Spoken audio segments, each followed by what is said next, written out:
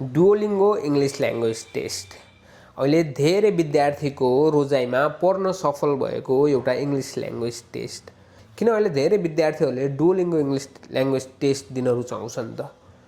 So आज यस भिडियोमा म हजुरहरूलाई केही कारणहरू भन्न जाँदैछु। First of all, Duolingo English language test एकदमै एफोर्डेबल छ। अहिले कम्प्यारिटिभली सबैभन्दा सस्तो इङ्ग्लिस ल्याङ्ग्वेज टेस्ट नै डुओलिङ्गो इङ्ग्लिस ल्याङ्ग्वेज टेस्ट हो। हजुरले 8000 मा यो टेस्ट दिन सक्नुहुन्छ। लाइकवाइज यो 1 घण्टाको मात्र टेस्ट हो। सो यो टेस्ट 1 घण्टाभित्र भ्याइन्छ। सिमिलरली डुओलिङ्गो टेस्ट हजुरले आफ्नै घरमा बसेर आफ्नै ल्यापटपबाट दिन मिल्छ।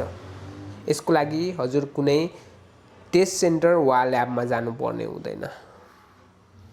आफ्नै एउटा कम्फर्ट, आफ्नै एउटा रुममा बसेर मजाले हजुरले डुओलिङ्गो इङ्ग्लिस ल्याङ्ग्वेज टेस्ट दिन सक्नुहुन्छ।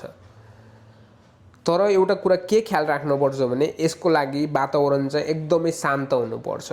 हो हल्ला कतै पनि सुनिनु हुँदैन र मान्छेहरूको मुभमेन्ट कतै पनि देखिनु हुँदैन, नत्र हजुरको टेस्ट रद्द हुन्छ।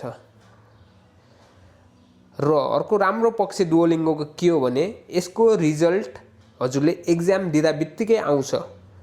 तर सर्टिफिकेट आउनलाई भने विदिन 48 आवर्स चाहिँ लाग्छ सर्टिफिकेट आउनको लागि। पछिल्लो समय धेरै युनिभर्सिटीहरूले डुओलिङ्गो एक्सेप्ट गरिरहेछन्। अहिले कम्प्यारिटिभली अराउन्ड 8000 9000 युनिभर्सिटिजहरूले डुओलिङ्गो एक्सेप्ट गरिरहेछन्। र पछिल्लो समय एकदमै ग्रोइङ इङ्ग्लिस ल्याङ्ग्वेज टेस्ट पनि हो डुओलिङ्गो। र डुओलिङ्गो टेस्ट म आफैले दिएको हुनाले मलाई पनि डुओलिङ्गो एकदम राम्रो लाग्यो। किनभने यो सस्तो छ, यो घरबाटै दिन मिल्छ र यो सजिलो पनि छ। यदि हजुरहरूलाई पनि डुओलिङ्गोको विषयमा केही जानकारी पाउनु छ और if you need any guidance और tips regarding Duolingo, you can always contact me.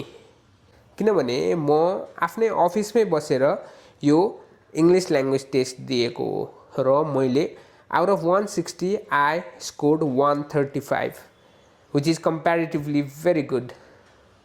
So यदि हजुरहरूलाई पनि केही गाइडेन्स वा केही हेल्प चाहिएको छ भने feel free to contact me. म मेरो कन्ट्याक्ट नम्बर तल डिस्क्रिप्सनमा राखिदिनेछु। Keep learning, keep growing.